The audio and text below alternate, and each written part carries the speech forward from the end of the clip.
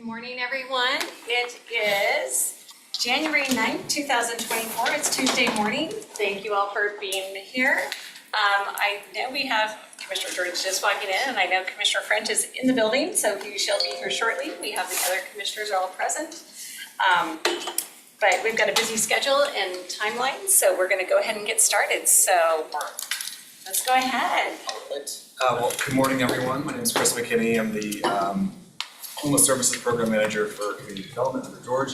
I'm here to talk with you guys a little bit about HHAA, or Homeless Housing Assistance Act extensions, or the request of that, and kind of just give a briefing on the state of HHAA and where we're going moving forward. So just a little bit of background. Last calendar year, Spokane County awarded a total of $2 million for Homeless Housing Assistance Act. That is a combination of $1.5 million for the contracted funds for that funding period, as well as a $500,000 award for the Salvation Army Way Out Shelter, and that's a 5-year commitment by Spokane County. So all encumbered, that's $2 million total. That was 5 yeses and 0 nos there. And kind of funds are used in accordance with COC planning and homelessness. And those contracts for awareness, everything except for the Salvation Army contract would have ended December 31st of this last year. Next slide, please. This gives a kind of an overview of what the contracts look like and what the recommendation for the next 6 months would look like. You can see the left, middle column there on the left shows that $2 million of encumbrances with those contracts, as well as a requested extended HHAA amount. The extension is based actually on half those awards, but it's 90% of that same pursuit rate. So what we've kind of noticed with HHAA dollars is that there's been a reduction in what the county's bringing in document recording fees over the last couple months, and that's due to a couple things. One, that would be decline in home sales in the market. Two, July 23rd or 27th, don't quote me on the exact date, but the RCW changed to kind of get a more consolidated approach to HHAA, which reduced the amount just a small amount. And of course, Spokane Valley is taking a small percentage of REAP now for HHAA. So all of those things kind of take away from Spokane County's ability to continue to fund a similar level. And so we need to look at potentially a decline in those services or those funding awards to make sure that we're sustainable moving forward. So question on that. So, and the Valley just did that for this 2024, correct? Yes. Because it was 2023 was still combined. Correct. Just wanted to make sure I understand. And that's actually a great caveat there. You'll see Spokane Valley Partners there at the bottom of these contracts was actually included in these previous awards. And I think that's $100 and something thousand there. Yeah. That's actually being removed from this extension request because Spokane Valley will be taking Spokane Valley Partners on as a contracting partner moving forward. And that's been discussed with both the Valley and that nonprofit. So again, at about a 90% pursuit rate at that half award, we're looking at about $803,000 for similar services contracted over the next 6 months. We say 6 months for a few reasons. If you guys remember, we put CHG awards in front of you guys about a year ago, and eviction prevention awards as well a couple months ago.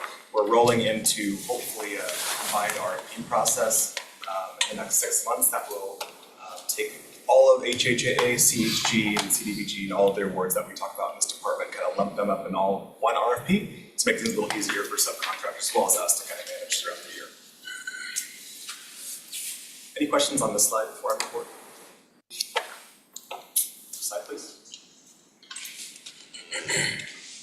And really just this gives an overview of what those contracts looked like before.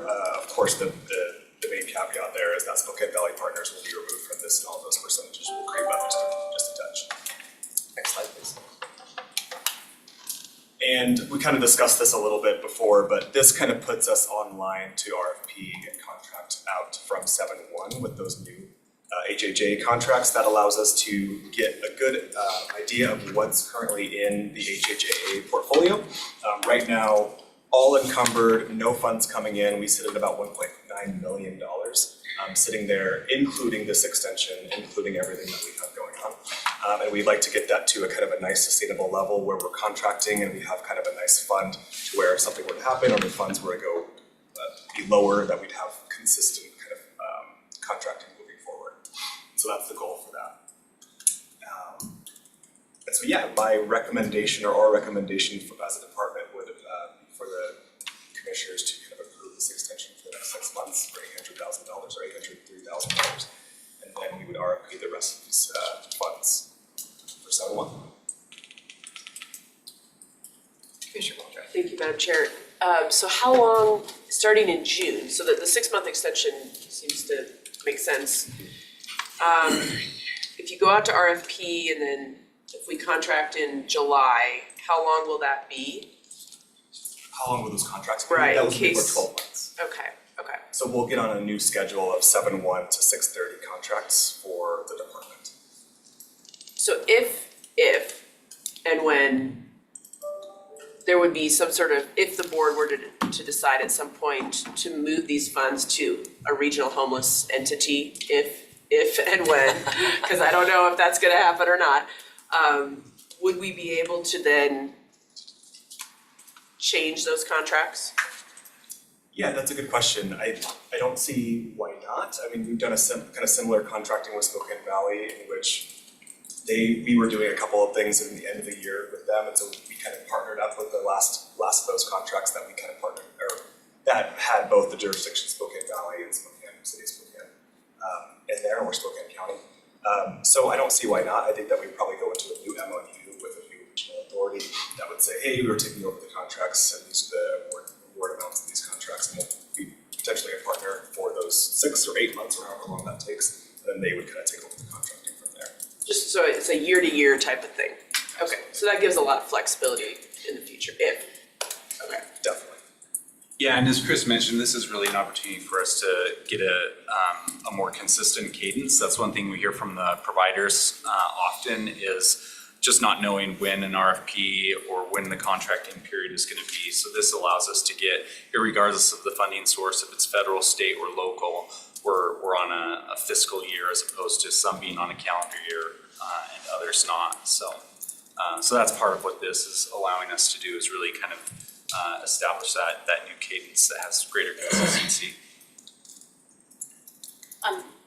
So in our contracts, do we have measurements that we're asking them to meet or to give us data so we know what we're getting for those dollars? Absolutely. So in all these contracts, there are baked in kind of shouldn't say clauses, but requirements to enter data into both CMIS and our neighborly system.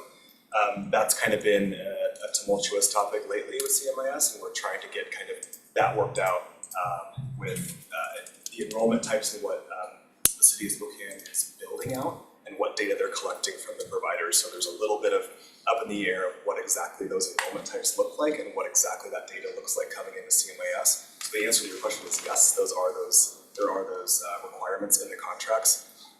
But the bigger picture is we're unable to pull that data out until those enrollment types and everything can be consistent across the board with the city of Spokane, which is going to take probably a couple months to get untangled.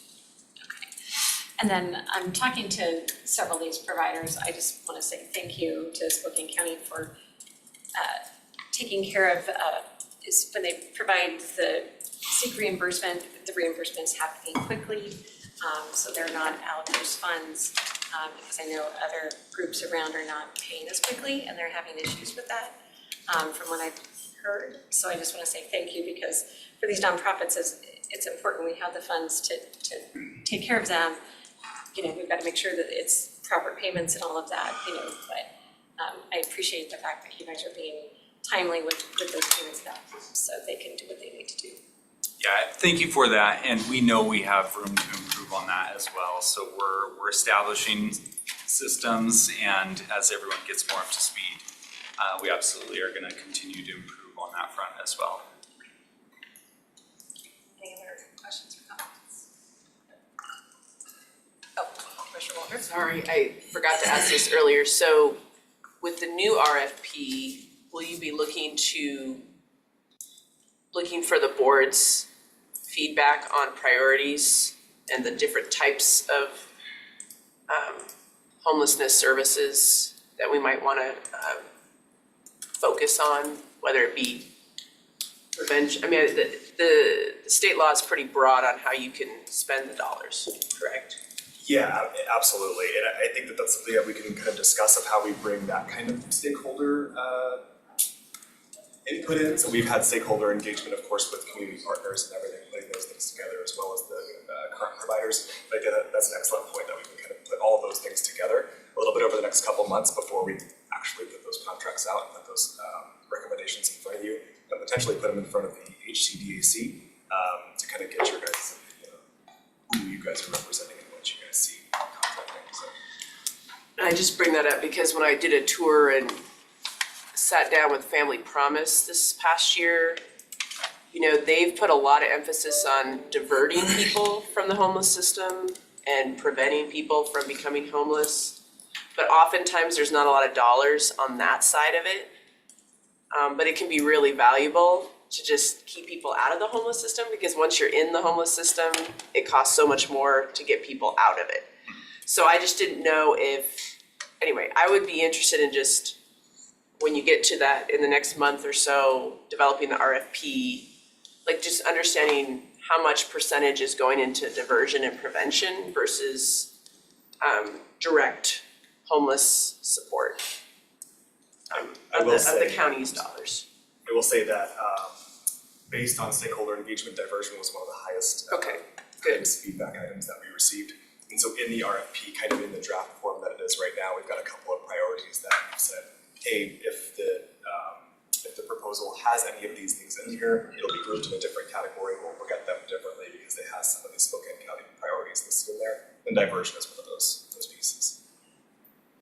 And we'll be coming to you all in two weeks from now in your legislative session, not legislative, your strategic planning session, to just give you an overview of the request for proposal as we have it drafted. So we've got a draft right now. We were able to assemble an ad hoc committee of folks that are not conflicted in the request for proposal process. And they're actually in their review stage right now of the staff's work. So we're getting some feedback there. We'll polish it up after we get that stakeholder feedback, and then we'll bring it to you all before we release. So we'll brief you the Monday, 2 weeks from yesterday, and then the following Friday is when we'll release that request for proposals. So you all will have an opportunity to have some eyes on it and be able to offer some additional suggestions or anything that we may have missed in putting that document together. And a follow-up with the data, with the CMIS system, does it track people who are diverted away from the homeless system? Or are we gonna be able to capture that? Because I know that's part of the issue is like, well, preventing somebody or a family from becoming homeless, are they actually entered into the homeless management system or not? So they should be. Okay. But that's a Part of the exactly stuff yes. that is being updated? So when Okay. when you make a project in CMIS, we would make a project that would be a diversion project. So Okay. if someone were to walk through a door of a nonprofit that has a diversion project, they would be entering CMIS under that project, and they would be given resources. Hopefully that project could be built in such a way that people would understand that they're not entering the homelessness system potentially. And then those folks could be tracked and making sure that they are housed or that they have kind of an exit strategy there. So yes, and those would be baked into our kind of our continued contract as well. And we're working really closely with the providers and the city of Spokane to find those opportunities for improvement as well. So. I want to say thank you. I'm going to try to keep us on time. That's my New Year's resolution is to try to do that. So Commissioner Waldron, if you have further questions, I would say you're going to reach out to Chris and George for that. New Year's resolutions are supposed to be achievable. Smart goals, right. Exactly. Best of luck. Exactly. So thank you very much. Appreciate it. Okay, I see Dave. David, good to see you again. We just saw you recently. Yeah, this doesn't happen very often. No. What I'm here today for is we have 3 board member openings for the Noxious Weed Board. Our board is made up of 5 individuals, volunteers, that are appointed by the county commissioners, and 3 of them are up for renewal this this year, so that's what's for a deal. One thing I did not bring to you or send in the application process was kind of a map of the county of where where the districts are. It's kind of real simple. We've got 5, and one starts up in the north, goes around to 5 up in the Airway Heights area. So City of Spokane is kind of encompassed with 1, 2, and 5. That's just kind of gives you an overview of where those districts are. We had one applicant from each district. 2 are renewing, 1 is new. We actually, one of the renewing ones, John Magnuson, he's actually the East Side representative on the Washington State Noxious Weed Control Board, so we do have a little bit of outside influence on policy making when it comes to noxious weeds. Looking through the draft resolution that's in front of you, there is one mistake that was made. I'll contact Jim about that. It was changed last year, in fact, that the state laws, 4 of the applicants have to be involved in agriculture, and that was changed to 3. Reason it was changed to 3, many counties throughout the state are really struggling to find 4 volunteers from the agricultural community. Noxious weeds anymore are not really all about agriculture. You can see it in the City of Spokane, 100 feet from the courthouse and find them. So there's not an issue there. So in the law, that's these 3 applicants are the ones that we're recommending you appoint to the weed board. Questions? I don't think so. You've already vetted and got through the process, so thank you very much. Okay, Appreciate that. thank you. You're back on time. Okay, there we go. See? Thanks, guys. Thank you. Okay, now it's gonna take us to Chandra. Good morning, everyone. So I'm here to brief you on our active shooter. Do you want to come up so people can see you? Or I forget it's on camera, sorry. Okay, thank you. So, active shooter incident management training it's actually a continuation of a training and exercise program that we put in place following the Freeman shooting. And it's it's hands down one of the best trainings we've ever had here. It's exceptional in that it integrates fire and law together, as well as our dispatchers, as well as our emergency management staff. And there's even a role in the training for one of our helicopter pilots. So it fully integrates our system. And it's hugely important to us because with very few exceptions, our little tiny 100% volunteer districts are kind of excluded at this point. But the vast majority of our fire agencies, our departments, and our districts are working to develop the Rescue Task Force, RTF capability, and this training really supports that in a very big and important way. So if you're not familiar with the Rescue Task Force, those are our specially trained EMTs who actually enter the warm zones of an active threat incident with our law enforcement. Once the law enforcement teams have cleared, a hallway, a space, a large area, then the EMTs can come in immediately following them, begin treatment of wound care and stabilization of patients to get them out and get them on the way to critical health care more quickly. And we know experientially over the past decade or so that improves survivability exponentially. So it's very, very key training. So we've been awarded that? Yes, so that is being funded out of our 2023 Homeland Security grant. So we did originally do it back in 21. The Department of Homeland Security is so supportive of the program that it will pay for a jurisdiction to receive the training once, but subsequent offerings of the training, the jurisdiction is responsible for funding. So when we did it in 21, it was fully funded by Department of Homeland Security. This is our second offering, so we're funding it through our Homeland Security grant. So we're just accepting that tomorrow, or This afternoon. this afternoon. It's on the consent agenda this afternoon. any other questions? Mr. French? Don't have any questions on this, great program, but have we heard anything at all from FEMA or the feds with regard to the Gray and Oregon fires? The only thing that we're hearing is that they're still trying to find a way to get to yes on some type of assistance for us. Okay. They're, with the number of disasters that occurred, there's a lot of competition for federal dollars, and they're trying to find a way to balance it out so that they can at least give us something. So I had hoped we would hear by the end of last year, but obviously now we're second week in January, but I continue to be hopeful that we may get something. Well, I know that Commissioner Kearns and I did a letter, requesting consideration and stuff, and if there's anything else that, we can do, my guess is we're all in, just, let us know what we can do to. I appreciate that. I think it's just really at the federal government, they're looking at the broad scope of what the needs are across the country, and they're trying to find a way to help as many communities as they can. So, and I guess, just a second, sorry. The other thing I would say too is, we have our GSI fly-in to Olympia next week. And so if you could provide, I know when our legislators were here, they asked what the needs were and you kind of said nothing. I think we have needs.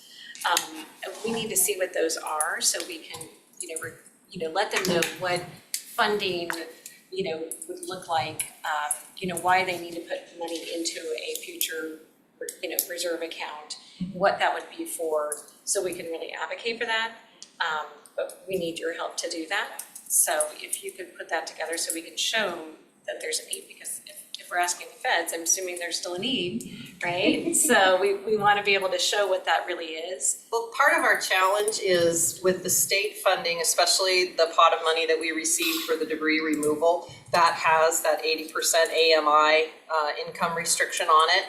And so that's causing a lot of consternation with folks. We have a number of folks who don't even want to share their income information, and so we're getting pushback on that. And it's also impacting the folks who are in our underinsured category, where they did have some coverage but not nearly enough. But given the restrictions of the state money, we're unable to assist them at this point. So I would be hopeful that if we would receive anything from the federal government, it would help us with that kind of underserved category right there in the middle. Yeah, and I think that's, what we're trying to figure out. What are the issues that we're having? Because yes, it's at 80% AMI, that's a pretty low bar. So a lot of people with our minimum wage in our state are making more than that, but they're not getting ahead. They're not, it's almost like the working poor.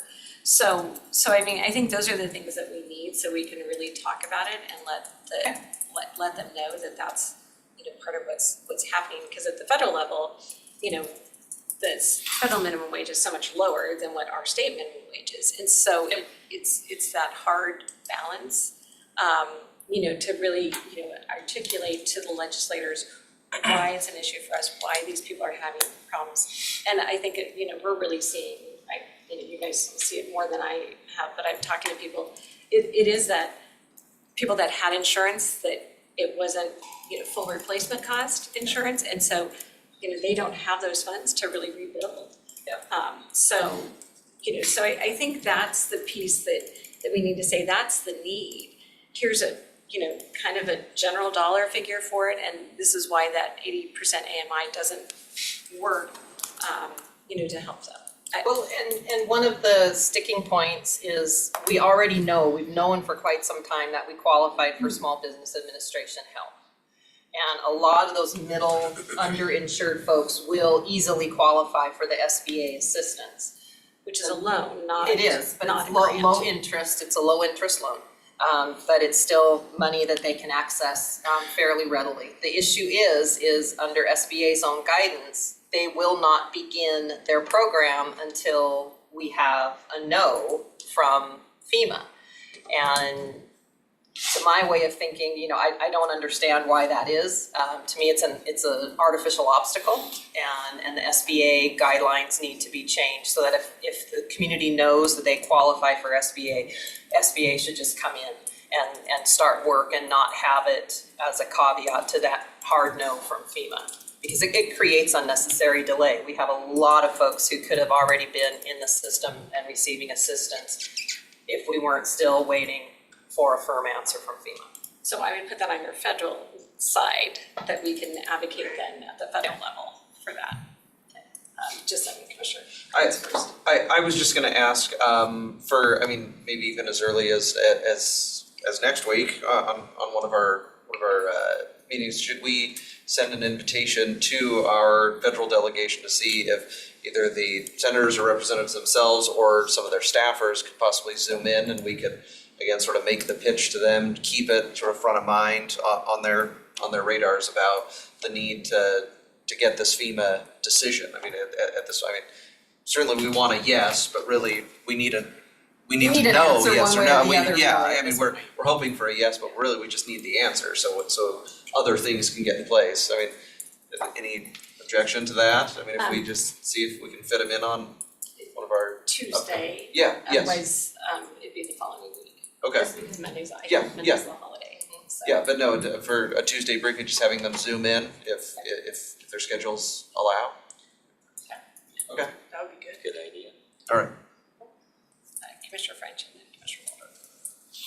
So, last night, on one of the news channels, they were talking about how, this last year was, one of the most devastating, years in recent history. State Farm incurred $13 billion worth of damages and claims.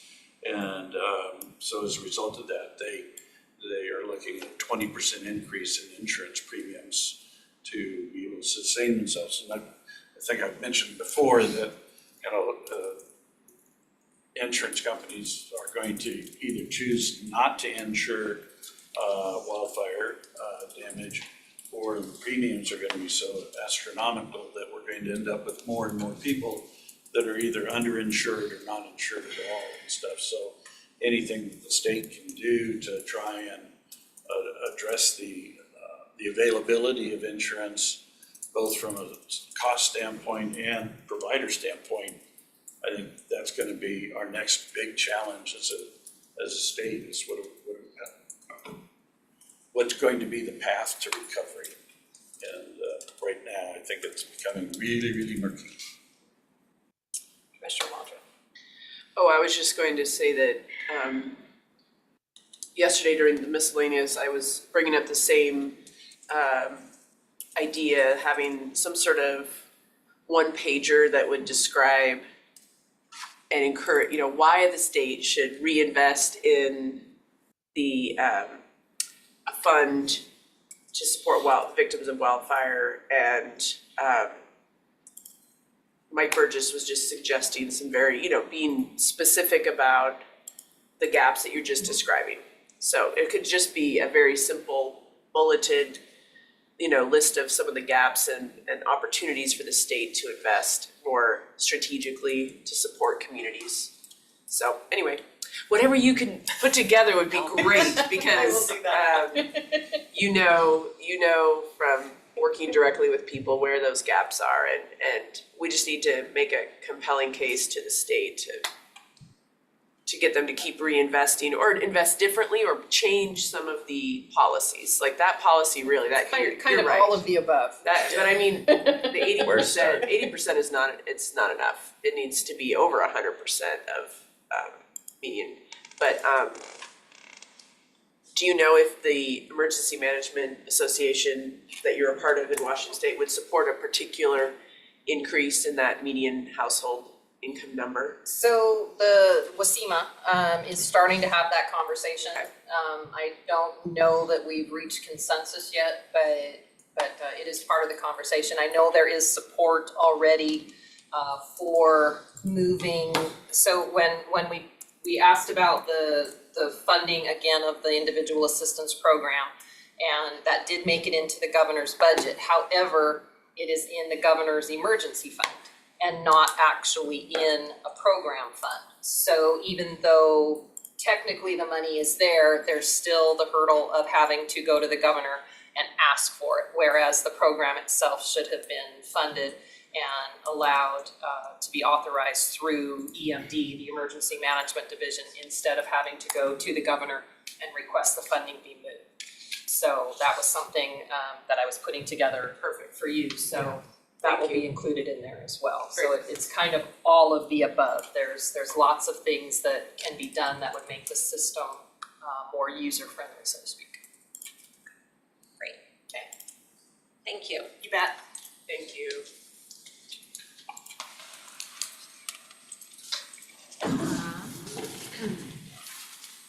There's Matt. I was like, Kyle, what's it Kyle?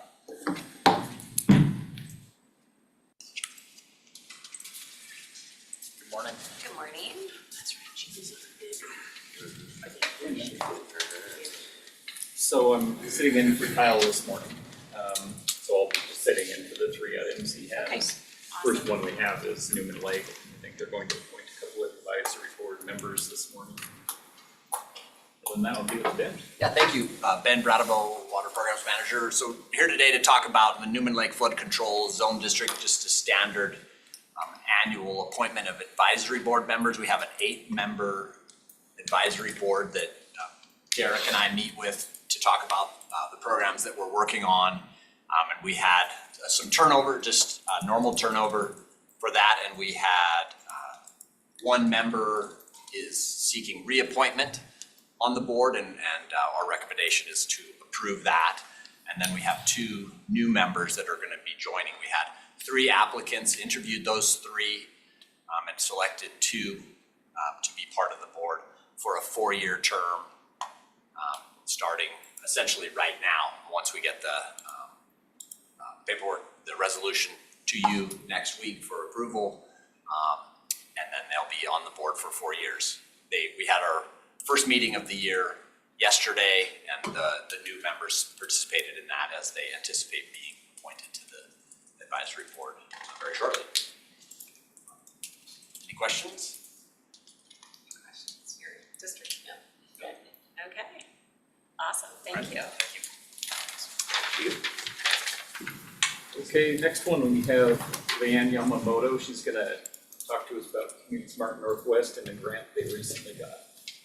Good morning. Good morning. We can go to the next slide.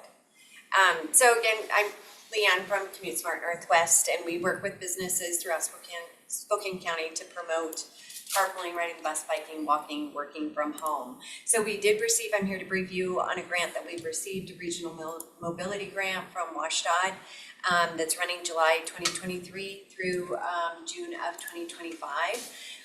The regional mobility grant funds are $212,678. We do have matching funds for that grant, but that is going to be coming out of our state funds that we get for our CTR program. So total project costs are just short of $266,000 for this grant that we'll be doing. Go to the next slide. So the project is, or the grant and the project that we'll be doing is really based on incentives. As we know, incentives help encourage people to use those commute options. And so this will help to increase our participation, but then also hopefully help encourage people to use commute options more often. So again, we promote this to over 100 work sites throughout Spokane County. And we'll be developing monthly campaigns and different things to help promote that to those work sites and then the general public as well. So next one. So each day, our program removes over 8,300 trips off our roadways. And so we're hoping just to keep that number high. These numbers did spike up a little bit because of COVID and so many people working from home. That's what our surveys said the last time. So, you know, we're anticipating those to go down. So we did apply for this grant to offer the incentives to really get those people that are coming back into the office to use those commute options again. So really the idea is really to get it out there and just keep those numbers up there and keep the people people off the road, helping to reduce our traffic and the air pollution as well. So, and it's a good complement for CMAQ grant and then also our state funds as well. So, does anybody have any questions?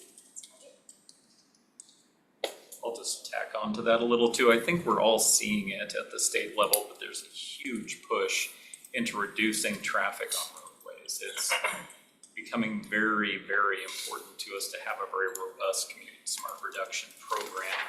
And it really is very helpful for us going forward. There's more focus on multimodal. We're seeing it on all of our projects now. And it's a big emphasis statewide. So having Leanne and her team, the work they do has been really helpful and really important. Thank you. No, you do a great job, so thank you. You've been doing it for a while, so. 5 Yes. years. Yes. So you know it well. Yes. No, and I just hear great things, so Thank you. I would like to put in a little plug about our awards event. You guys should be getting your invitations tomorrow. It is February 8th. It'll be at the Grand Hotel. It is a luncheon from 11:30 to 1, so hopefully you can all make it too. And also see just the successes that we have with all the businesses that we work with, and all the successes they are having with the program. Madam Chair, I just had a quick question. How has it been working with Amazon and the large increase in workers that work at the different Amazon facilities? Sure. Well, they have a program, they've surveyed, we have them up and running, they're running their program and really encouraging those people to use commute options. We surveyed this spring in 2024, so we'll see hopefully some results there. But they're up and going and they're engaged, so which is very good. thank you very much.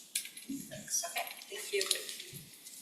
So the last item we have for you is regarding Spokane County Code, and it's revolving around snacks of all things. We have language, yeah, I know, that's a big one, but, and Ashley's up to Glad speed. we're tackling the tough issues. Just in case you need me. Yeah, and I know, because I have a very short amount of information on this. But basically, my understanding of what we have going on, we have language in there that covers providing snacks for our people, employees when they're doing training. We have snacks for the public that we can provide when we're doing workshops and public outreach.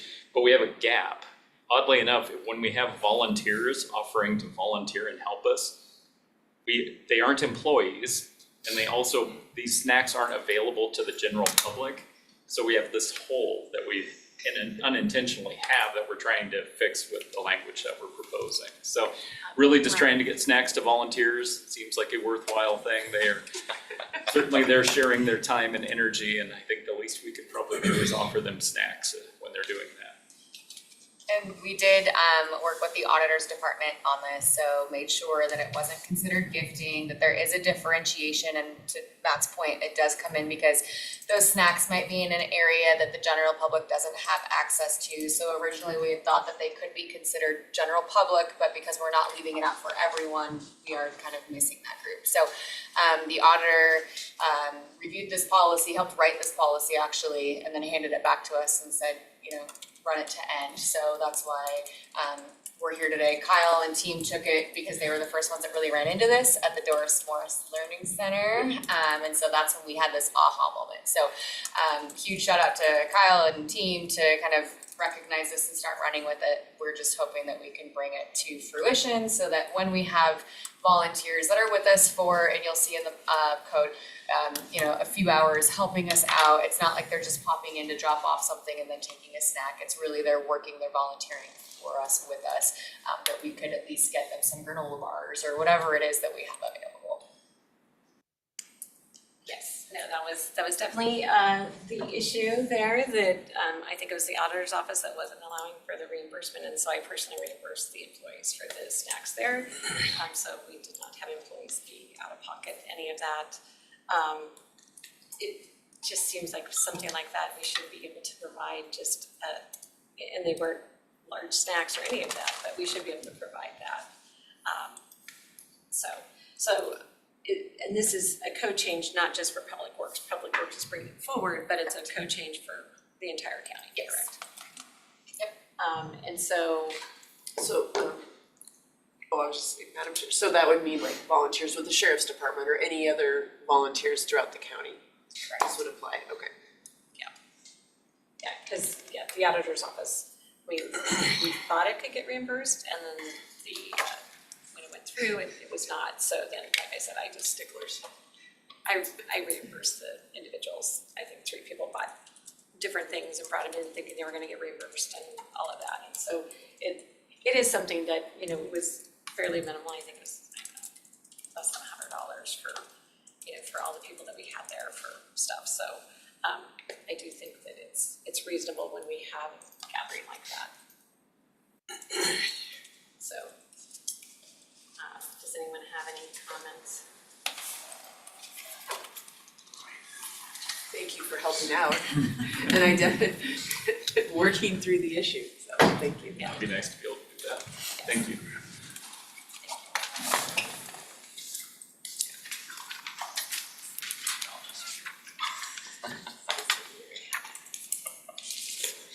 Okay, so I see Mr. Chesney has arrived, so you're next on our list. Okay, we're now ahead of schedule. Good morning, Commissioners. Happy New Year. We are here to brief you on a relatively simple but important part of our comprehensive planning process, the land capacity analysis methodology. And the background for this, many of you have been through this at least once or several times, is to identify available lands in the various zoning categories to give an idea for each of the municipalities in the county, their capacity for growth under their current development regulation system. This is a necessary step before merging our financial numbers and looking at the ultimate urban growth area modifications, if any. What you can see in front of you is the generalized urban growth area for the metro core. Obviously, it extends to the other communities as well. And the only distinction on the map on the screen is the orange areas are labeled also as joint planning areas, which offer us a chance to work in more close collaboration with our partners from the city of Spokane, Airway Heights, Medical Lake, and the others that have that capacity. Next slide, please. What you see in this is the legend is hard to read, but you can see this is the map that was produced in what we call the land quantity analysis in 2016. But you can see the categories there, the black lands being unavailable for development, the blue are the vacant lands, the lime green showing partially used lands, and the coral showing platted lands. So it's a distinction that we go through like quite literally on a parcel by parcel basis for all of the areas. And we will be doing that at the county in 2 ways. One, we'll be doing it for the UGA as a whole, and then we will also be doing it, break that out into the urban growth areas that are outside of municipal boundaries, so that we've got a 2-part look at this. The reason we're doing it that way, and I'll get to that in just a little bit, but it gives us a chance to take a look at the whole in like a corroborative fashion with our communities. Next slide, please. The land capacity analysis modifications from 2017 or 2016-17 involve these criteria. Vacant parcels on and the vacant parcels kind of a 2-part analysis. One is mathematical, and that's looking at assessors data, and we've moved to a more realistic number of an assessors data that shows a vacant parcel with improvements less than $5,000 on that parcel. In the past, it was $500. We think this is still a very reasonable approach to something that may have a holdover garage or something, but is essentially considered vacant. The partially used are parcels that can divide into 8 or more lots under current development regs. Previously, it was 5. And then underutilized is more of the commercial industrial side of that, and we decided to use, so the PTAC is recommending to the steering committee sort of a land to improvement value ratio. So those are kind of changes from the past sidelines, or past guidelines. And then we are changing the guidelines a little bit, updating that on public lands. And then the important parts, there's two real key pieces here. One is the steering committee has recommended to you that we choose the middle forecast from OFM for these numbers. That is, in one sense, it's premature for action. PTAC recommended that into this methodology. The steering committee agreed with that. The steering committee will be acting on that recommendation and secting that OFM forecast at its next meeting in January on the 24th. We would anticipate that coming back to you with the rationale for that recommendation shortly in a meeting in February. But the important part of that is it puts all of the county communities using the same basic value before that then gets allocated out by individual communities, which will be a process following that and likely come back to you in April. So there's a key issue there. And the second part is something that we've been concerned about including since we started this discussion in 2021. And that's that as cities and towns create their draft LCA results, they need to take into account past development practices, their patterns, and available infrastructure, particularly with those that are planning on an infill strategy. This is going to be a change from the 2016 pattern in a big way. And so far, we've had good feedback from our partners at the steering committee that they agree that these have to be taken into account. And then you see at the end of this, the steering committee will evaluate these and make a recommendation to you. Next slide, please. This is just a quick question. Yes, sir. So all of these things are currently recommended by PTAC? Correct. And then the steering committee will look at them, and then at some point it'll come to us for. Correct. The steering committee has looked at this methodology and approved it or recommended its approval. What will come back to you next will be in two pieces. One will be that countywide financial or the OFM population projection. And then the second part of that is that gets allocated to the various communities, that will come back. As you might imagine, this gets a little more challenging the more finer grained it gets. But having these criteria for doing that algorithm is a big change. So in the past, what we did is we had the jurisdictions identify how much capacity they could handle. And of course, that never was realized. And so we've talked about this time the county will identify what the population distribution is going to be, and then leave it up to the cities to try and hit that goal so that we can achieve our density as a county as opposed to individual pockets. Is that a fair summation of kind of where we're heading? I would say yes. Okay. And that allocation right now is being worked on by the PTAC, and they're looking at percentages of population held in various areas by the county and other methodologies to start that broad allocation. Okay. And in terms of the granularity of that analysis, I know that we've talked at the steering committee about it's not just the capital infrastructure, but it's the underlying documentation that allows for what level of density can happen on that. So, for instance, a lot of plats were platted committing those parcels to single-family lots, even though they might be in the city, even though they might be otherwise eligible for higher density, they could not achieve it because deed restriction supersedes. So is that granularity going to translate through the allocation process then? It will. Right now it's being discussed more as physical infrastructure capabilities or capacities. It's one thing to convert a 1890s house that had, 5,000 square feet and then, 4 individual apartments. Yeah. Than it is to scrape a row of them and put up a 48-unit building. So those infrastructure capacities, notably in the city, we've asked them and they've agreed that they will consider those and bring that information back to the discussion. The deed restrictions hasn't specifically been brought up, but it's a valid point. Yeah, I mean, the courts have already determined the deed restrictions supersede anything else, so, that ought to be part of our filter in terms of being able to identify that.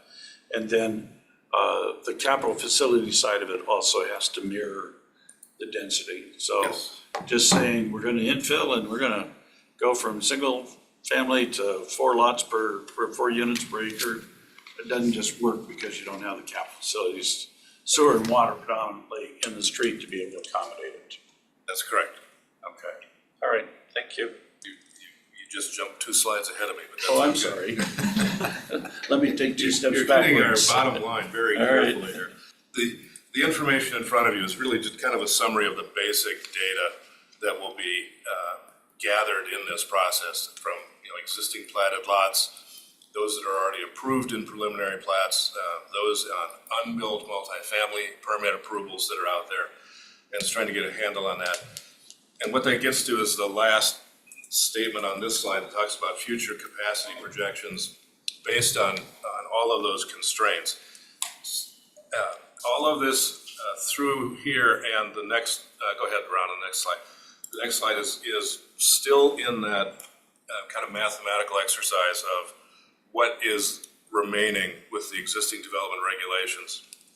And in here you can see the responsibilities for each of the communities. They will conduct their capacity analysis within their limits. We will be helping all of the small cities do theirs through the county. The cities may choose to look at urban growth areas as they're currently defined and that are coterminous or contiguous with their cities and look at that in their analysis. That we the county are not requiring that because we'll be looking at those as well. And then we will do as we hinted before, the county will do the LCA for the unincorporated areas. We will be including rural projections, which has been something different from GMA in the past. But as I said, we will also look at the UGA as a whole. And that gives us a chance to check the work of our partnering cities and towns to see if we come up with a similar capacity analysis. Next slide, please. And so you've seen some of this in a broader projection of how we get there. The candidate lands accommodate future growth, as you've seen, or we talked about vacant, partially used, underutilized.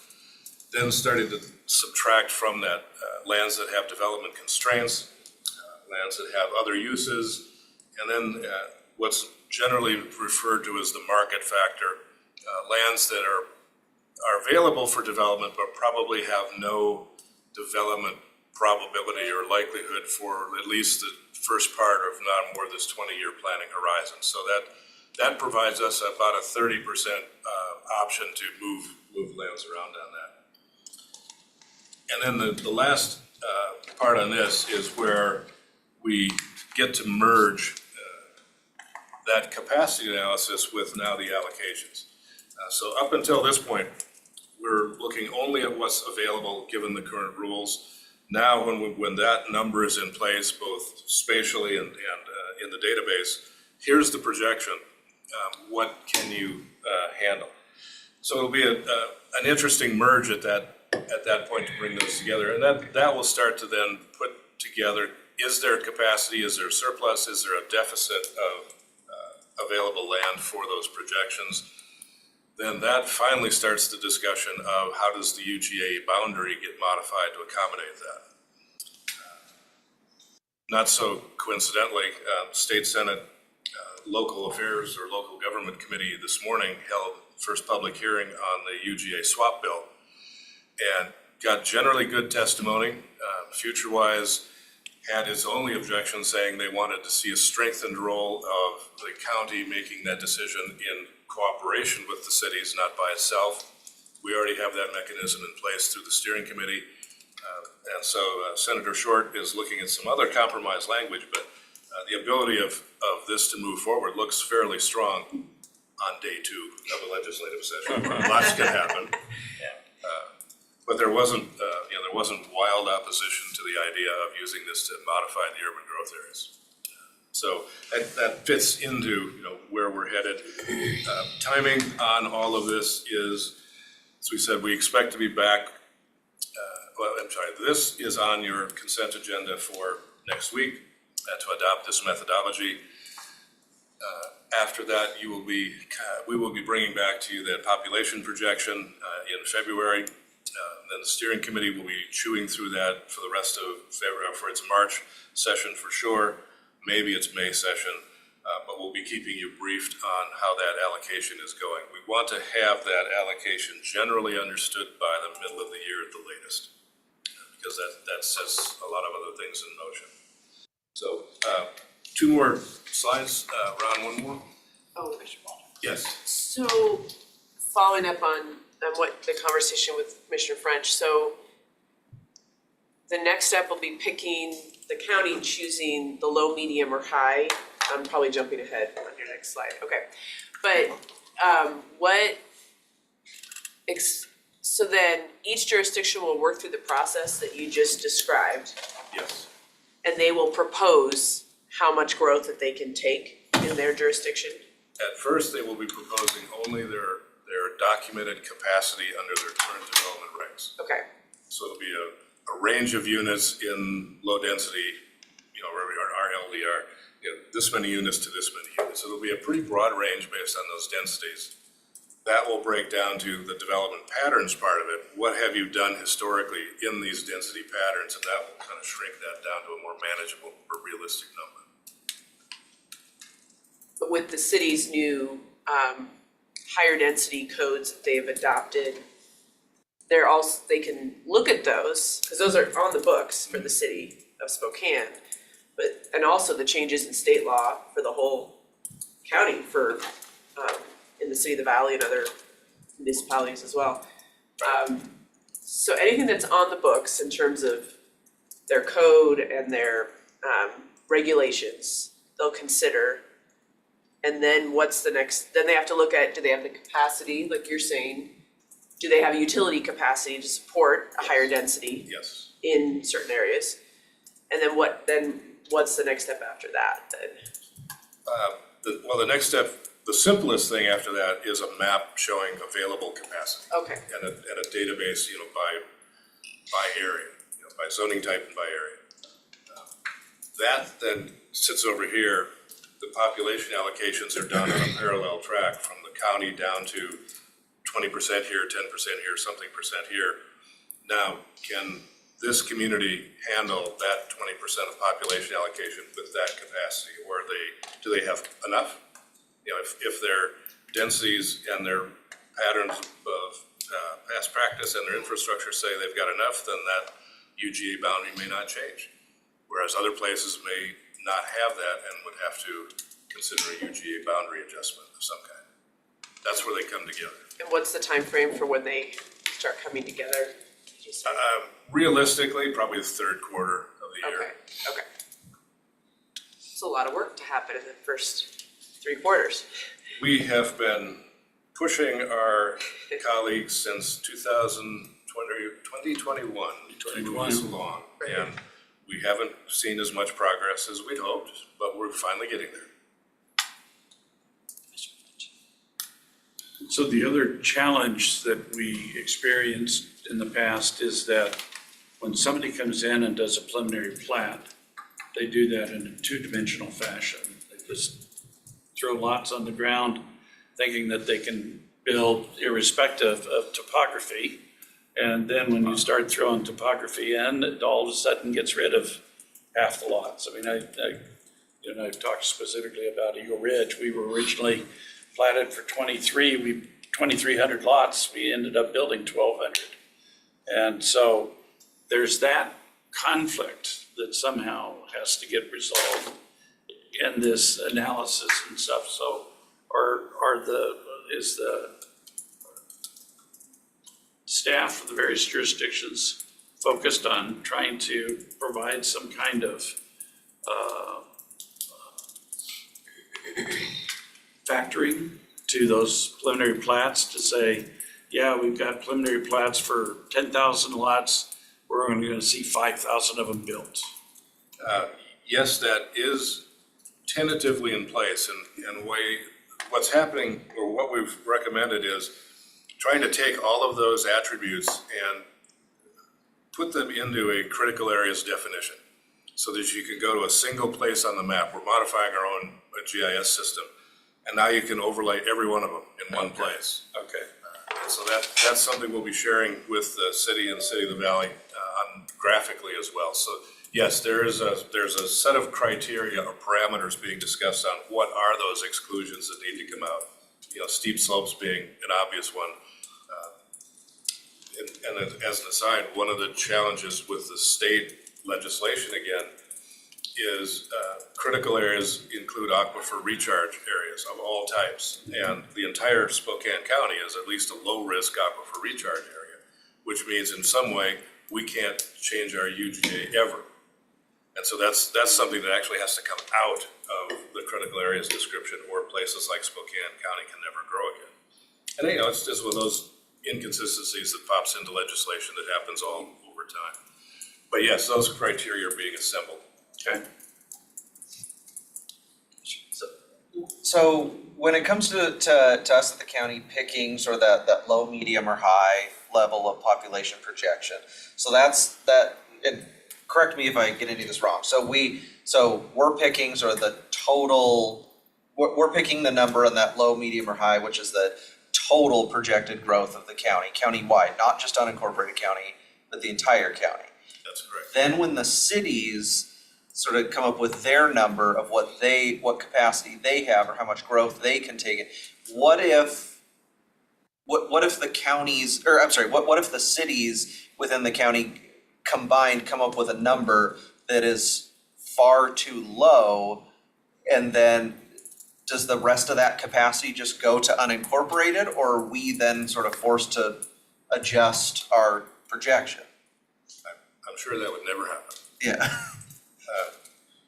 The good part about this process is those allocations and that discussion will take place at the steering committee level. So it won't be the cities deciding, I'll take that share and I'll take that share, and county, here's what's left over, this is yours to worry about. This is where we get really detailed at showing your work. It's why we've kind of forced it into that capacity analysis first. Show us exactly what you've got left, because we can do the simple math and figure out what capacity you've got. Now, if we're gonna grow by 100 or 105,000 people in this planning horizon, where is that likely to go? And there's both art and science to that. Part of it is, well, we've got capacity here within this UGA boundary. That's where the law wants us to grow. But there's also the art of, is that where the market's going to want to grow? Is the market going to want to go into an infill strategy, or is it going to want to have some component of large lot residential? And as Commissioner French noted, that choice would be made by the cities at that time. But again, they have to document that they have the capital facilities plan adequate to support and maintain that growth pattern. Okay. So it's a limiting factor. It's a damping factor on greenfield development. Doesn't preclude it, but you have to be able to document that you can in fact meet the GMA with a more traditional thing. And kind of a hint, what we're hoping to move toward for the 26 plan is a more flexible development pattern for residential development that kind of builds in the idea that it would be more desirable to build neighborhoods than just to plat subdivisions. This goes very much back to the neighborhood character idea. How do you make a place that has some character to it, where people want to live because it might have a market in it, or it might have something you could walk to on either side. It has some compatibility of the sizes of things that are going in there. But within that pattern, not have to go through a comp plan amendment every year to do it. You know, build in the flexibility to say, if we build this unit it happens by right. We'll talk about that later. Does the housing element fit into this piece at all, or is that kind of a second analysis that comes later? The new housing element? Technically, it comes later, but realistically, it has to be considered within this. Because that capacity analysis, if it's simply looking at 2 to 8 units an acre, well, what does that mean if it's in an area that is already at 50% of area median income, for example? Is this an area where that AMI at 50% or AMI at 80% is eligible to go in? Would it make sense to do that? So it's a separate layer, but it has to touch this at some point. Yeah, I was just thinking about, it seems like the county is being required, right, to say you must accommodate these housing needs Yes. of different types and different income levels, and that may, there's some tension with that idea and the idea that we're gonna consider the past patterns, right? Because I think they're kind of telling us you need to accommodate the future as well. So how do we, they just might be in tension throughout the process, but Yes. what do you make of that? It will be, well, it will be a different approach, because the language in the GMA, I mean, it literally uses language that, I saw in the 70s. It talks about fair share. Communities, the county must assign fair shares of low-income housing to its communities. And that's going to be a really challenging proposition. And it's not that places don't want to accommodate that. Does it make sense to have an allocation of housing for 50% or 30% area median income in areas that have no access to transit, have no access to public services and other things, as opposed to trying to meld those in a place where it does make sense to promote that housing without saying, well, then it all has to go in downtown Spokane. Because it's all the services are here, but is that fair as well? So it will be a challenge. And which counties are due in 25? Are there any kind of bigger counties or medium-sized counties that we can kind of learn from their experience dealing with some of the new elements? We're partnering to a larger degree with King and Pierce County. They're in the 24 cycle. They're finishing up this year. And I don't know. I don't remember who's doing it 25. We are looking, but we are talking to our peer counties, especially the 5 big counties. Are they subject to those new climate and the housing element this year? They are. Some of them are given a 6-month extension, and there's some discussion, or at least there's been a request, that the law, by saying you have to have this in place within 6 months of your next periodic update. Well, the next periodic update would really be 2036. Right. So can we wait till 2037 to do this? So I don't think that argument has gotten a lot of traction, but it's been made. But a number of these things have a lead time of at least 6 months after adoption. So there are things in ours that wouldn't technically be required until January of 27. So there were areas that were incorporated into the 2001 adoption of the comp plan that were projected to grow over this 20-year period. And but the capital facilities that were supposed to support that growth never occurred. And so there's no current plan to pay for the capital facilities. So would we as a jurisdiction, or would we as the county then have to remove that population out of the calculation? I mean, we're not going to constrict somebody's UGA, but we can certainly adjust and reflect the population that they can accommodate based upon capital facilities and other constraints. Is that a fair statement? It is. I believe we will have to do that. Okay. I say have to do it as something that it makes sense for Spokane County to think that way. Yeah. I don't know that there hasn't been a direct mandate in GMA to do that yet. One of the tensions on this bill that I thought FutureWise might have brought up, but they didn't, was the idea that if a county was already considered to have a UGA that was oversized, it shouldn't be allowed to swap lands in there until it takes those other parcels out. I don't know if that will come into the bill or not. But we have, as many places do, we have remnant UGA designated lands that are, in 20 years have shown no sign of development and are even badly positioned. As you well know, the potential swap on the West Plains, using the county's ORV park.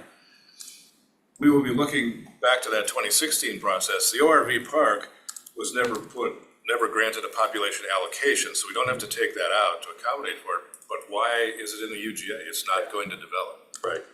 Cheney is as a sponsor of this UGA bill, is in that same conundrum where their UGA lands are all south and east of the city across the railroad track that only has at-grade crossings, and most of it is scablands and other things. So, again, there really should be a pretty thorough redirection of those UGA lands.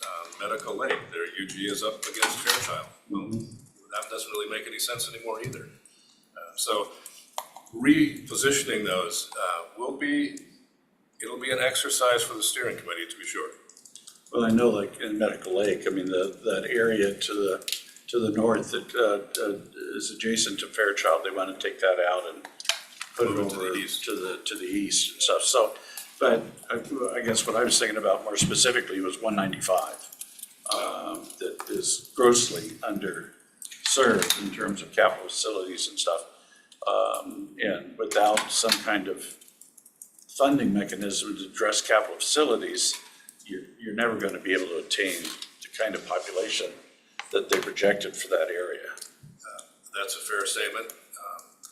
And one of the things we are doing next week is a very high-level planning charrette for that West Plains area between 195 and I-90. Yeah. How, even if it's 50 years away, how do you build in better east-west access through that entire corridor? When you got a Class 1 railroad going down the middle of it, and you have these giant bluffs and slopes going through there, that, a simple bridge becomes a $40 million structure. I think we're talking either tomorrow or Thursday. I'll go through the funding mechanism that I presented down there and stuff to address some of that. But absolutely, it's all driven by capital facilities. I know I'm running low, I'm sorry. That's okay. I know there's lots of questions, but I think people need to then reach out to you. So, because today you are just asking us to look at the methodology, Correct. Which has gone through the steering committee of elected officials. Yes. Correct. Three of you sit on that, so that's already been approved by you guys. So then it's just coming before the board for final approval based on that methodology. The resolution, letter of support or letter from the steering committee will be on Civic Clerk today. The actual methodology document was posted last week with this slideshow, so that's been there. Okay. And all we wanted to show quickly on these last two slides is, if you see the dark line, that was the actual growth of Spokane County from the past. The red line was the mid-level projection from OFM back on the 2017 projections. And so the county grew really substantially faster than the projections. Next slide, Rod. Now you can see the new ones line up with where we are. And so the steering committee's recommendation, presumably, PTAC's recommendation to the steering committee is to simply choose that mid-level population projection of 655,000 for the horizon. That's what you'll see back in February when it comes back. And last point, one of the things we're looking to set up would be at the end of this month, hopefully on your last Monday's strategic planning session, would be the first quarterly comprehensive plan work session with the board directly, where we take maybe an hour or more to talk through things in more breadth and more detail. No, that'd be great. And I may follow up because I have a few questions that you just all this is spurred. Certainly. In areas I know out in the valley, and how that interacts, and how the 6-year sewer plan doesn't necessarily allow for future development in areas that are already in the UGA. So I want to have that discussion with you, so. And as we talked to when we did this CFP last year, Our various departments have done their own 6 and 20-year plans for so long, they're all they're disconnected from the calendar. By GMA, they really should be in line with the comprehensive plan calendar. So to the degree our departments can, we're trying to take, if somebody's got a 25-year plan, we're saying, well, can we adjust that so it becomes a 26-year or 26 plan? But ultimately, between now and our 5-year horizon in 2031, we will align all of those. So all of our planning will go in these 6-year cycles, but we'll all be on the same 20-year planning horizon. Thank you.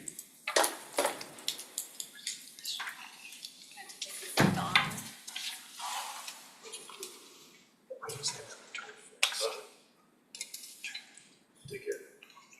There you go.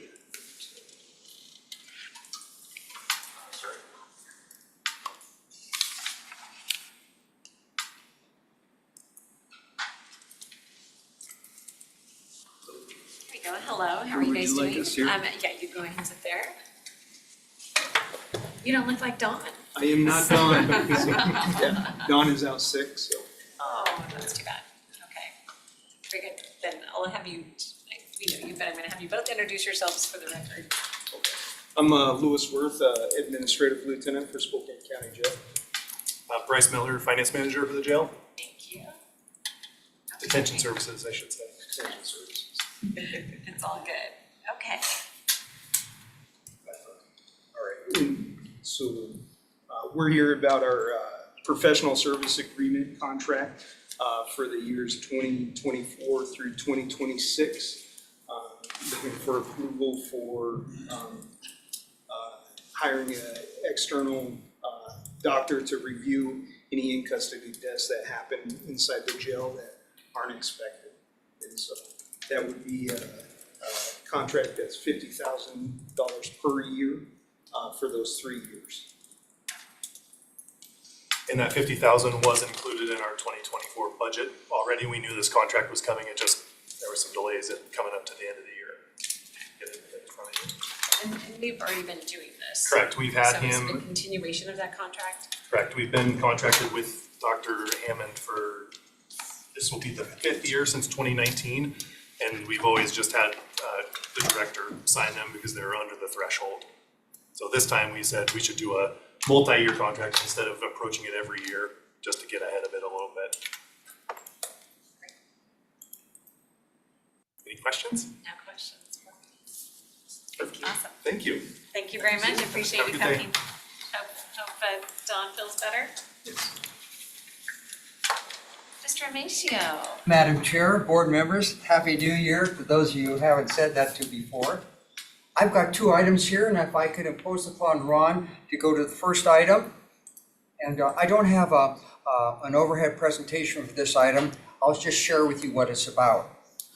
As the board will recall, in 2020, we executed an agreement with Fairchild Air Force Base for the design, construction, maintenance, and operation of a small arms range and training facility. In conjunction with that arrangement with Fairchild, we agreed that Fairchild would have the first right to use the training center. Spokane County would have the second right. And then if neither one of us was using the facility, the county could contract with third-party vendors, other cities and counties having law enforcement agencies, to use the training facility and the small arms range. When we signed the 2020 agreement with Fairchild Air Force Base, we have a draft facility use agreement attached to that document. Since we've signed that agreement, the Sheriff's Department and the training director from the Small Arms Range and I have reviewed the document. We've updated the document. We've gone to risk management and have them approve the insurance requirements in the document. So what I'm here to ask you to do today is to authorize the sheriff or the training director to execute on your behalf the facility's use agreement with third parties to use the small arms range and the training facility when neither Fairchild or the county through the Sheriff's Department are using the facility. Any of the financial amounts that we get from this go into the county budget for whatever purpose you want to put them to. The facilities use agreement includes a fee schedule attached thereto. The fee schedule has been prepared by the sheriff's department, and they feel very comfortable with it. So, unless the board has any questions, what I would propose to do is next week have a resolution authorizing the sheriff or the training director to execute these facility use agreements with third parties on behalf of the board, consistent with the document that I've shared with you. Does the board have any questions? Do you, Are you confident that the fee schedule covers the cost of the use of the facility? I am, Commissioner, that's a good question. I emailed the Sheriff's Department this morning, and they confirmed that in their opinion, at the present time, the fee schedule does cover all costs associated with their use of the facility. Okay, all Yes. right, so this will be a Yes. cost recovery model. We're not gonna be subsidizing That is any correct. other entity's use of the facility. That is correct. Okay.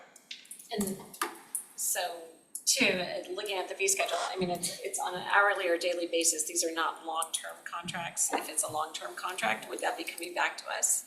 No, long-term contracts would not be coming back, Commissioner CUNY. The fee schedule is drafted so someone could use it for an hour for a training room, or they could use it all day. So that's why they have an hourly rate there as well as a longer rate. So I do not want the board to be burdened with signing any of these facility use agreements. It's very similar to the fair. When someone comes and rents a booth, we don't bring it back to the board for execution. And that's the same approach I'd like to use in this case, Commissioner CUNY, and that's why you're delegating this to the Sheriff's Department.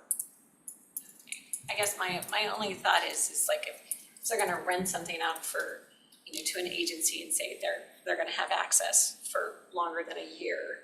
Oh, that's not going to happen, Commissioner CUNY. I can tell you that there's not going to be a lot of opportunities for third parties to use either the training facility or the small arms range, because between the Sheriff's Department and Fairchild and entities under them who have the right to use it, it's not going to be a lot of time to use it. But in answer to your question, this is not a lease agreement, this is a use agreement. And I've called it a use agreement because if it's called a lease agreement, you got to go through all these processes. But if there were a situation, Commissioner CUNY, where someone wanted for a longer time frame, we would probably come back to the board to see if you were interested in doing that, and it was consistent with the agreement that we have with Fairchild Air Force Base.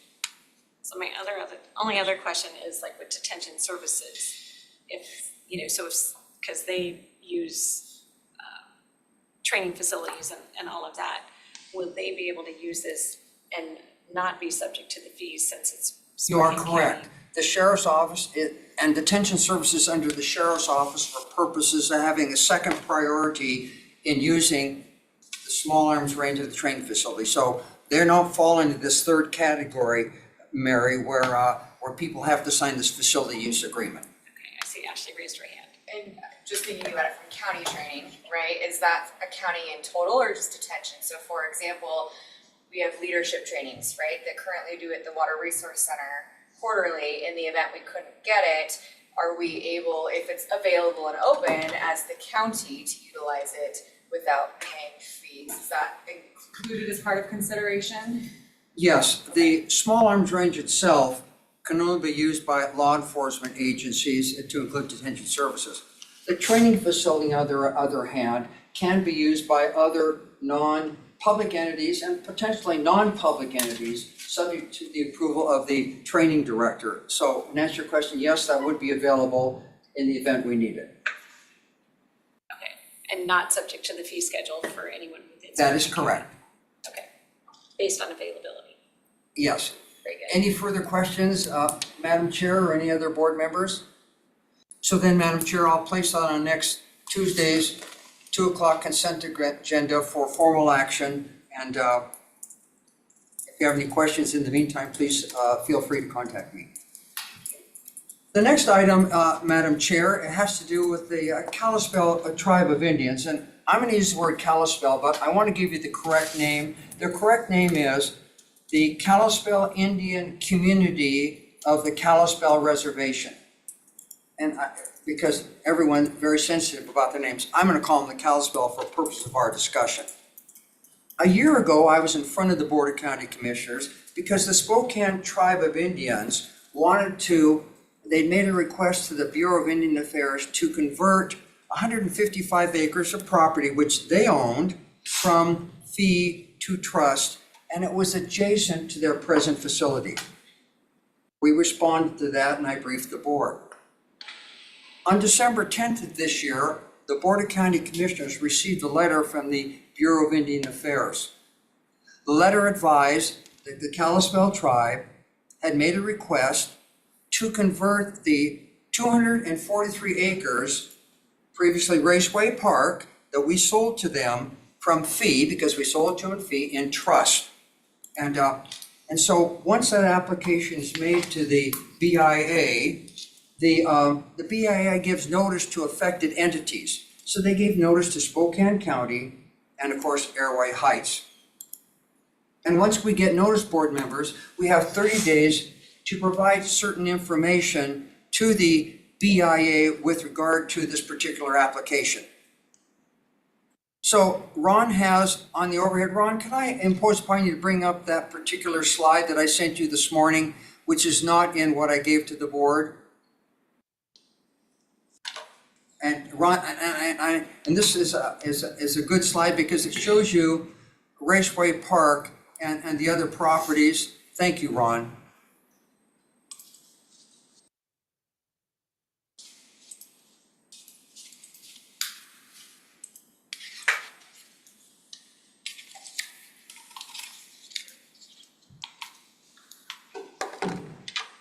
I'm sorry, Madam Chair, but I think I'd just like to be sure the board, well, actually, I have a better picture than the one that's on the if Ron, if you can't find it.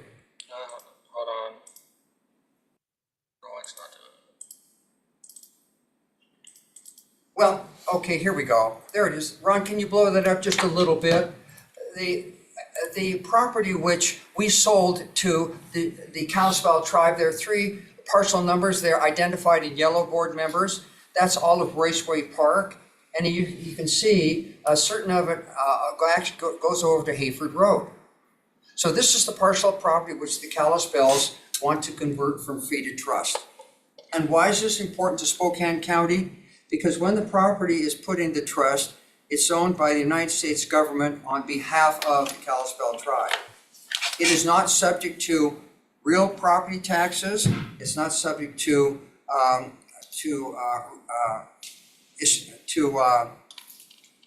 property taxes. It's not subject to sales taxes. It's not subject to the county's development regulations, and it's not subject to the jurisdiction of the county. So when we got the notice, what we're supposed to do, board members, is respond to 4 issues to the Bureau of Indian Affairs. Number 1, we're supposed to tell them the amount of taxes that we would lose if the property is converted from fee to trust. And now if Ron will go back to the other document, and the board has in your overhead, you'll see, board members, that the 3 parcels of property, their property taxes total in 2023 were $23,880. Ron, the next one. Next one. There we go.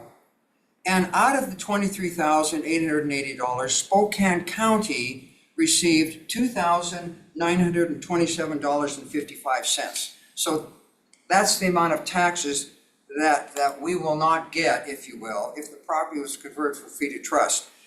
There are no road taxes that we receive because this property is located in the city of Airway Heights. That's why the only property taxes we get are $2,927. So the first thing we have to advise BIA is the loss of taxes, which we will see if the property is converted from fee to trust. But we were not getting those taxes when we owned it.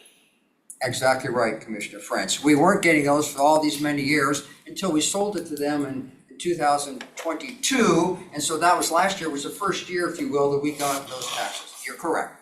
Yeah, so I mean, the period of time that we've lost tax revenue is de minimis at best. You're exactly right. Let me talk about the taxes for a minute. It's been the county's experience when a tribe comes in to convert property for fee to trust, that BIA doesn't look at the amount of taxes you're gonna lose in the future. They don't care what's gonna happen in subsequent years. All they look at is the current amount of property taxes. They don't look to sales property tax you're gonna lose. And what they do is they say, well, geez, $2,000 on the county's huge budget is nothing. So they're not usually persuaded, if you lose taxpayer dollars, that they should deny the application.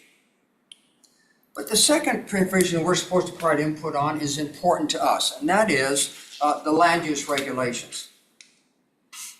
And at the present time, these 243 acres are located within the city of Airway Heights.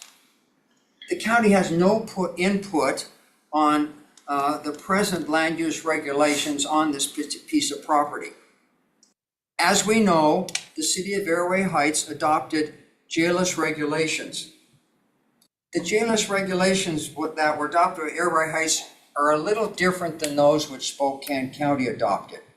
You remember we had an issue on that because Airway Heights allows certain developments between 65 and 70 dBLs. But when the property is put into trust, it will no longer be subject to Airway Heights regulations. I've had conversations with the Kalispel tribe, and they have adopted their own JLIS regulations. The Kalispel's JLIS regulations, which would govern this property, are very similar to those of Spokane County. That is to say, before they put development on this property, they contact Fairchild Air Force Base to get their input on the development. The purpose being is they don't want to adversely affect the mission of Airway Heights. So dealing with the second issue that we respond to with respect to BIA, from a legal perspective, the Kalispels have land use regulations that for all practical purposes protect the mission of Fairchild Air Force Base in the same fashion that the county's regulations presently do. So I think the county should feel comfortable that if this application is approved, Fairchild's mission will not be jeopardized.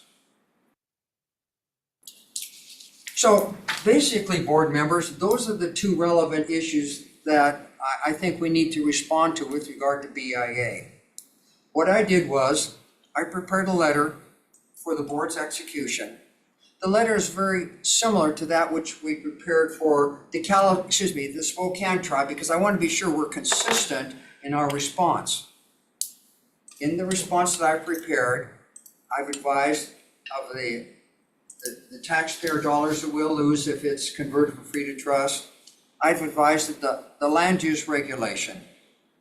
I've requested that the BIA approve this. They do three things.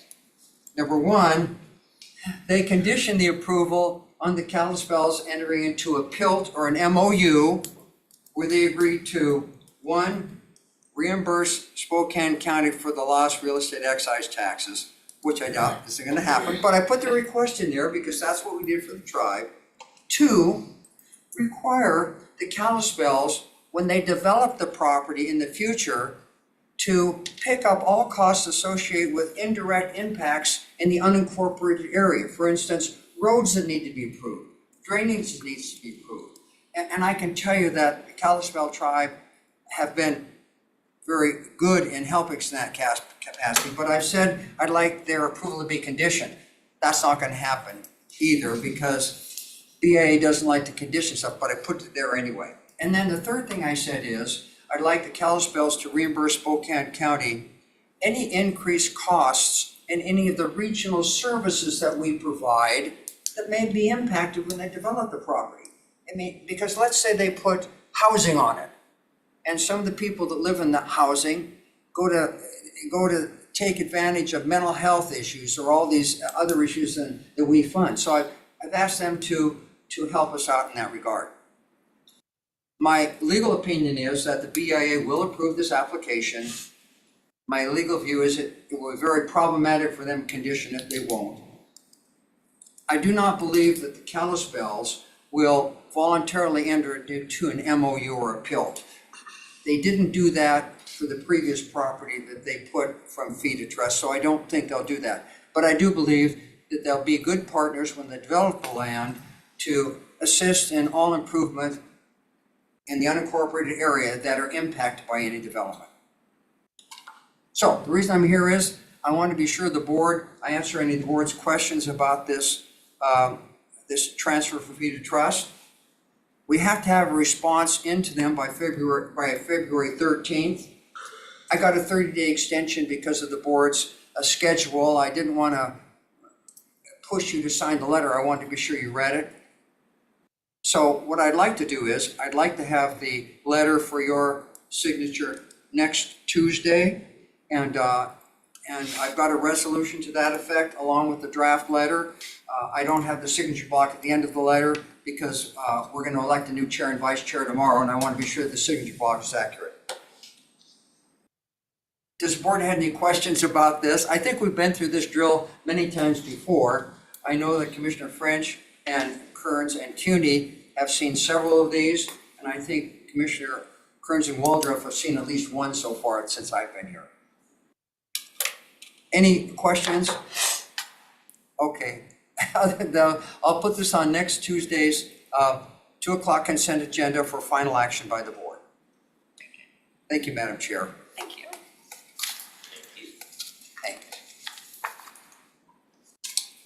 Always great to see you, Jim. Huh? I said, always great to see you. Well, thank you, Madam Chair. I'm always glad to be here. I feel very fortunate.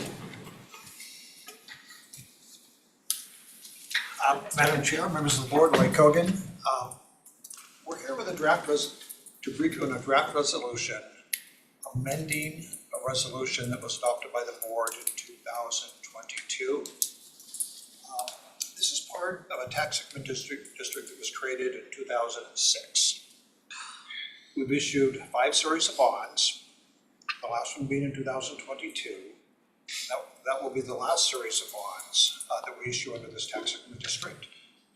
The bonds are authorized originally in a principal amount of not to exceed $30 million. We're well within that limitation. In 2022, we authorized $700,000. The bonds were privately placed with the developer who purchased the bonds and paid all of the costs in connection with the issuance of the bonds. Due to permitting delays, project costs have gone up by close to $400,000, by about $400,000. So the purpose of this resolution is to amend the 2022 bond resolution, increasing the principal amount to $1,066,000. Again, it was originally $700,000. We're adding $400,000, but it's not $1,000,001 because there's been a $34,000 principal payment on the original bond. The project didn't change, the maturity doesn't change, and with respect to this issue, Tim Welsh, who will be the purchaser, will pay all of the county's costs. We've consulted with the county's municipal advisor, he provided us with a new debt service schedule incorporating the new $400,000. And we'd like to put this on the agenda for action next week. And if the board approves it, the bond issue will close on February 1. Any questions? No, I know the construction costs have gone up significantly. I mean, WashDOT is dealing with one job that is $1 billion over budget. As costs have come in, versus engineer's estimate, we've seen some that we've projected appropriately to keep them there, but I know that this, in my mind, is reasonable based on what's happened with construction costs over the last several years and wages for labor. Okay, thank you very much. With the board's consent, we'll put it on the agenda for 2 o'clock next Tuesday. Okay, and then the auditor's office and the treasurer's office are aware just for Yes. the accounting purposes and all of that? Well, partly. I briefed the treasurer. Making sure we're gonna be I have not talked to Ms. Dalton, but I will do that. Commissioners, I do know that Jenny from the auditor's office is aware of this. Okay. So I have not talked to installed on that yet, but I do know their office is aware of it. There, okay, that's the main thing, I just know that, you know. Yeah, I've talked to Mike. That's awesome. Thank you very much. Okay, great, thank you. Nice to see you as well, haven't seen you for a while. It's good to see you guys again. Yes. Okay, look, and we are on schedule. Look at It that. is doable. Some ebb and flow in the timing, but there we go. So let's see, so any miscellaneous items to come before the board? Yeah, thank you, Madam Chair. It's been brought to my attention that our resolution appointing commissioners to boards and commissions might violate state statute as it relates to STA. STA the membership is based upon population within the jurisdictions of each one of the members within the PTBA boundary. And in the situation where, and I did not catch it when we passed the committee assignments, but we've got Commissioner Waldrop assigned as an alternate to STA, when previously it was you, Madam Chair, as the alternate for STA. I was the alternate in 22. I was not in 23. No, I know that. Okay. Yeah, and so what effectively we end up doing with Ms. Waldrop as the alternate there is we're double counting the same population for representation. The city already counts that population in the northeast part of town as part of their calculation to get to 4 members. And if we have Ms. Waldrop representing the same population area, then that's double counted. And so that then creates a situation to where the city has a potential of 5 votes instead of 4. And the RCW speaks specifically to no jurisdiction having more or a controlling vote on the STA board. So I think we need to amend our board and committee assignments to go back to either having you as the alternate or having no alternate identified for the STA board. Either one, we operated quite a while without an alternate to the STA board.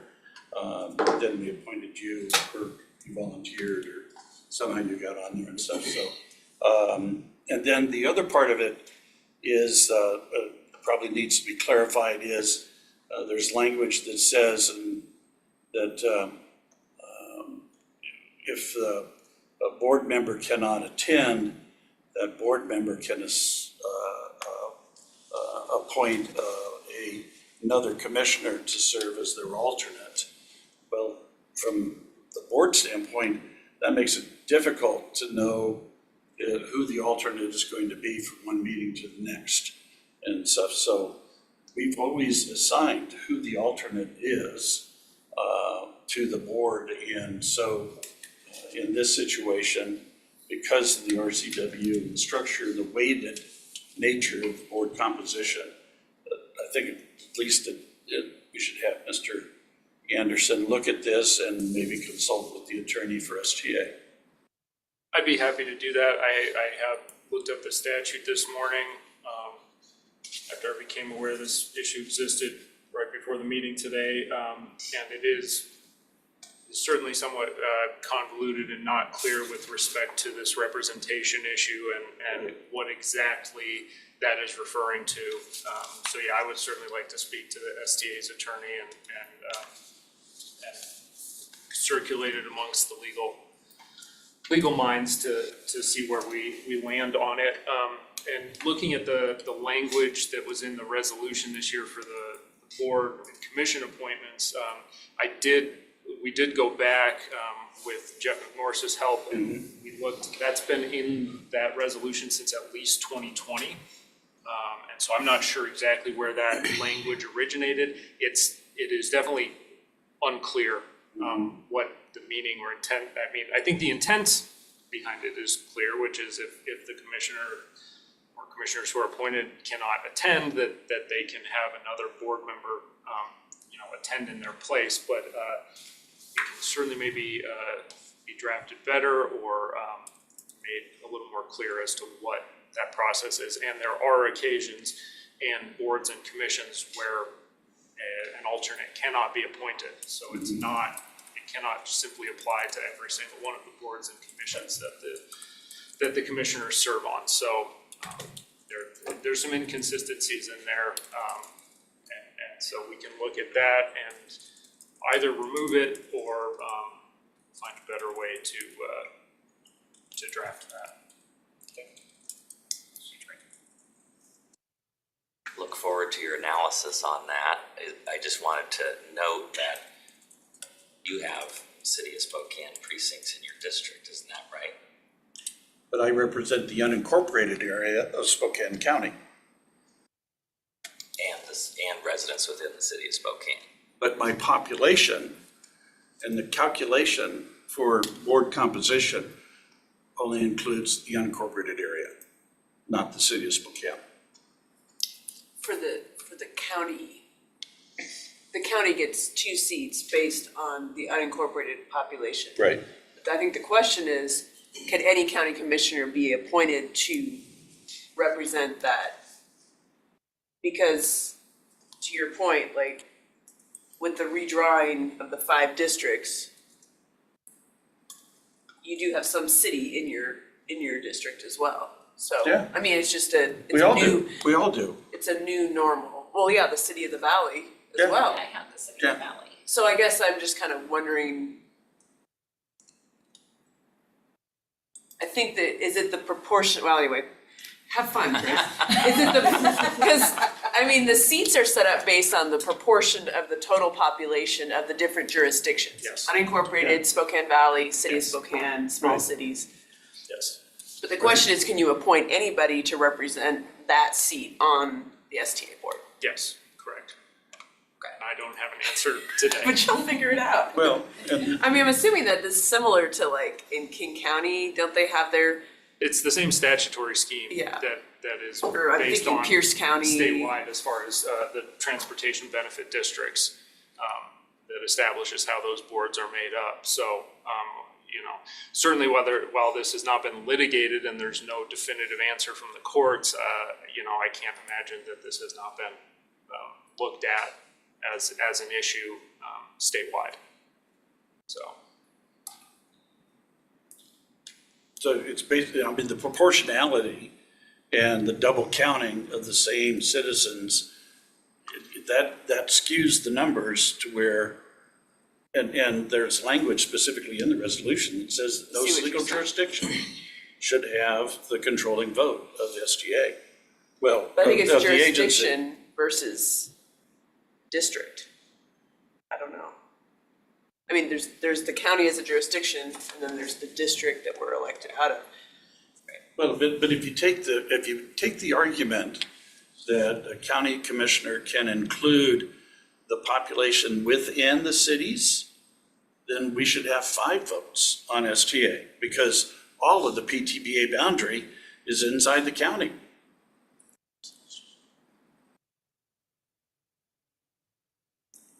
I look forward to your analysis, Chris. Thank you. Yes, and to the other piece, we do identify, I guess I was kind of confused of that language of the alternates, because we identify alternates when we do the committee assignments, so. Yeah, we certainly do for a number, and I agree just on initial kind of reading of it that, I think we need to modify it at a minimum to make it clear as to what it applies to. Refer to the other Because again, resolutions. there are some of the boards that the commissioners sit on where an alternate cannot be appointed. Right. Either as a pre-appointed kind of permanent alternate, as we have with a number of boards, or as a temporary alternate. So we need to certainly clarify the process and procedure, and I'll bring that back into either strategic planning or briefing session to get some feedback as far as what the board would like. Though I think, it may be that we've already appointed alternates for all of the boards that can have an alternate pre-appointed, and so it would really only apply to a certain select number. But we'll look into that and bring it back. And that could just be, I don't know how much further back it goes from 2020, but Yeah. in 2020, on the 2-member boards, if one of us was absent, there was only one other pick, so, of the 3. So maybe it was in there because it was just clarity. If one can't make it, then the remaining commissioner that's not appointed to that board then fills it, so. But with 5, Precisely, yeah. there's multiple people to choose from. Dynamics have changed and It's one of those things clearly we- this is a carryover from, Well, from and it could have been, previously, because so. I remember talking about it, that, prior to that, sometimes the alternate was your executive assistant. Well, certainly. And so we were changing it to have it should be first a commissioner before it's somebody else. So that could have been how that got in there, because I remember talking about that at that time, that you had Karen as an alternate at times, and you had Ron as an alternate at times, and you're like, it really should go to the other commissioner first, prior to our assistant, so I don't know if that's how that came to be, but that was the discussion that we had back then. yes, yeah. And we'll look into that and then kind of address the circumstances as we sit now, and the board can decide the direction they wanna go. There's also the difference between an alternate versus a proxy too. I think that was some of the thing where essentially the commissioner could send someone to vote in their place, not sort of stand, Would you be nuance board- of the different Yeah, things. board by board. So, yes, Based correct. on how those How bylaws those- and bullets are yes. written, so. Right. I don't know, we'd almost have to look at it. Jeff, I look at you, our Oh, project yay. is. You thought you were done with all this. I was done last March. How that, then would actually play out, so. Okay. Any other miscellaneous? I emailed the 3 federal offices about being here next week, Tuesday.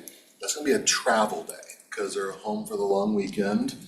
And then both the House and Senate are in session. So it appears, I haven't heard back from everybody yet, but I think what I've learned is you'd probably get staffers available this week. I don't think even Zoom would work for the electeds, as they're probably gonna be in the air. So with that info, do you wanna push it out a week? Are you fine with staff? I think if their local staff could, I don't know what you guys are thinking, but But I either mean, way. I'd be okay with their local staff zooming in to hear. Yeah, it could be local staff, or if they have a issue-specific person back east. Okay, we'll just stick with next Tuesday then. Yeah, because I would assume trying to get on a senator's schedule or Yeah, I representative's think the schedule likelihood of getting them not gonna in happen. person, even via Zoom, is. Especially if they're flying Alaska. It'll be really loud, the air. Yeah, the air. Gosh. There we go. Okay, I know I have, it's come to my attention yesterday after the meeting, Patrick brought to my attention that today is Law Enforcement Appreciation Day. We did not have time to do proclamations because of the long break.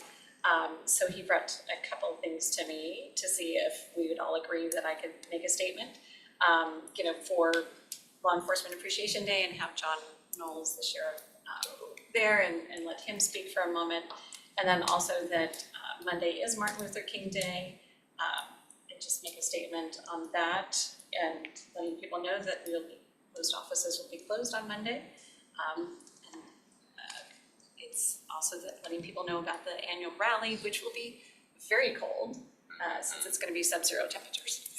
So it may be, people just have to watch the information themselves to see where that might be held or not. I'm sure it's not gonna be outside if it's below zero. Well, the rally's usually indoors, and then the parade route, of course, is outdoors. So anyway, so if you guys are okay with me making those 2 statements, since proclamations were not able to happen, make those statements. And I'll do it just before right after the pledge, before any action is taken. So that's my miscellaneous. I've got an executive session. Okay, thought you kept having your finger raised, so it's like, okay. Need to state. Pending or potential litigation, How long? 15 minutes. And the only ones present would be the 5 commissioners and Mr. Henderson. Just 5 minutes. 15 minutes. 15, Oh, sorry. and Scott Simmons. Sure, fine, sure. It's okay, fine. Scott, legal. All right, I'll join. And any action? No. No action. Okay. So it is 10:56. It will take us a few minutes to get into executive session, so I will say clear the room. We will start executive session at 11 o'clock. It will continue for 15 minutes. We will be adjourning since there's no action after that. We have no other items. I'm just gonna make sure no other miscellaneous. Okay, no other items to come before us, then we will adjourn for the morning and we'll reconvene for our 2 o'clock legislative session this afternoon. Thank you all very much for being here, and we will go into executive session for pending potential litigation.